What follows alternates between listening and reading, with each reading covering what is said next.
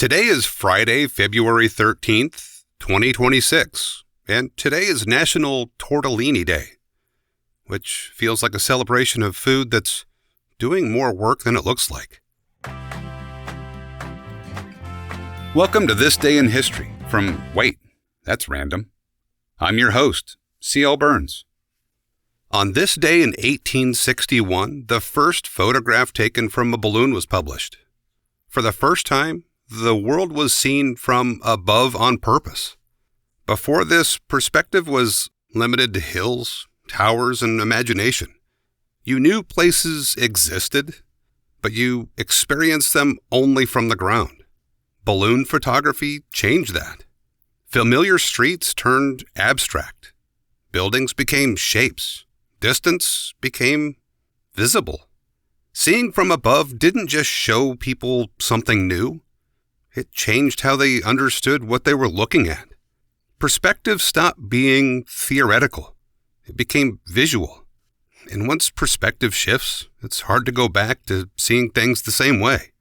That expansion continues in a much quieter form later on in the same date. In 1934, fluorescent lighting was first used in a commercial space. Unlike earlier lighting, fluorescent lights were efficient. They stayed bright. They didn't flicker the same way. They didn't care what time it was. Nighttime lost some of its authority. Workdays stretched. Stores stayed open longer. Artificial light began setting the rhythm instead of the sun. Efficiency was prioritized over atmosphere. Productivity mattered more than mood. Light didn't just illuminate spaces, it quietly controlled time. And once environments extend beyond natural limits, the next thing we tend to extend is expression. On this date in 1931, the first electric guitar pickup was demonstrated. Sound was converted into electrical signal. Volume was no longer tied to physical effort. Small movements could produce big results. Music became scalable. Amplification replaced projection. Sound separated from its source. Performance changed. Musicians didn't have to play louder. They could play differently. Technology didn't just make music bigger, it made it more flexible.